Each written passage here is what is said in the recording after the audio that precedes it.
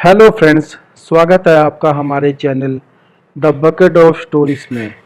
आज की कहानी है लालची बहू। एक बार की बात है, एक शहर में एक परिवार रहता था जिसमें एक लड़का और उसके माँ बाप थे। वह बहुत अमीर तो नहीं थे, लेकिन उनमें प्यार बहुत था। कुछ दिन के बाद उसकी शादी सलोनी नाम की लड़की से हुई। वह बहुत लालची थी। वह अपने पति को किट्टी पार्टी में जाने के लिए बार बार नए कपड़े और गहने लाने को बोलती थी। उसके पति ने उसको समझाया कि अपने बराबरी वालों से ही दोस्ती करनी चाहिए। अगर तुम महीने में 10 बार किट्टी पार्टी में जाओगी तो तुमको हर बार नए कपड़े और नए गहने कौन दिलाएगा। लेकिन वह अपने पति से ही झगड़ा करना शुरू कर देती थी और बोलती थी कि अगर मैं नए कपड़े गहने पहनकर नहीं जाऊंगी तो मेरी सहेलियां मेरा मजाक उड़ाएंगी। तुम ज़्यादा कमाने की तो सोचते नहीं, बल्कि मुझे ही रोकते रहते हो। इसके बाद वह अपनी सास के पास गई और बोली, माँ जी, आप मुझे अपने गहने दे दीजिए, मुझे किट्टी पार्टी में पहनकर जाने हैं। उसकी सास हैरान होकर बोली, हमारे समय में बहू अपनी सास को गहने रखने के लिए देती थी, लेकिन तुम मुझसे ही मांग रही हो। उसकी इस हरकतों से सारा परिवार दुखी था। एक दिन सलोनी की सहेली शिल्पा घर आई। उसने सलोनी की सास से सलोनी के बारे में पूछा। उसने बताया कि सलोनी पार्टी में गई है।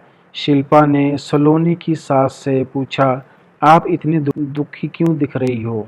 तब उसने सारी बात बताई तो सलोनी किस तरह बार बार नए गहने और कपड़ों की डिमांड करती है और सारे पैसे इस पर ही खर्च कर देती है। वह शिल्पा से पूछती है, ज़्यादा ज़रूरी क्या है, रोटी या ये दिखावा। शिल्पा ने कहा, जी ज़रूरी तो रोटी है, लेकिन सलोनी को यह बात समझानी होगी। सलोनी की सास ने पूछा, वह कैसे। इसके बाद शिल्पा ने कहा, देखते जाइए। शिल्पा ने अपने जितने भी गहने और नए कपड़े थे सब लाकर सलोनी के घर रख दिए। उनका सारा राशन और फर्नीचर लेकर अपने घर चली गई। लेकिन जब सलोनी घर आई तो अपने अलमारी में नए गहने और कपड़े देखकर बहुत खुश हुई। इसके बाद वह अपनी सास से बोली कि यह किसके हैं। तो उसकी सास बोली, यह सब तेरे हैं, तुझको अब जितना बदल कर पहनना है पहन ले। सलोनी उसमें से नए कपड़े और गहने पहनकर घर में घूमने लगी। कुछ देर के बाद वह जब रसोई में गई तो उसने देखा कि घर का सारा राशन गायब था। राशन के डिब्बे में गहने थे। वह अपनी सास से बोली, यह क्या है, घर का सारा राशन और फर्नीचर कहाँ गया। उसकी सास बोली, वह सब बेच कर ही तेरे लिए नए गहने और कपड़े लेकर आए हैं, अब तू इनको ही बदल बदल कर पहन।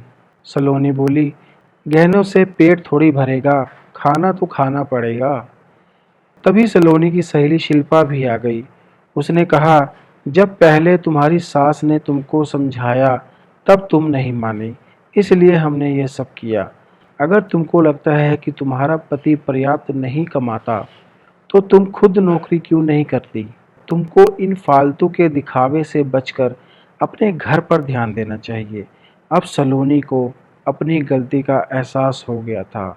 दोस्तों, हमें इस कहानी से यह सीखने को मिलता है कि हमें फिजूल खर्ची से बचकर ज़रूरी चीज़ों पर ध्यान देना चाहिए।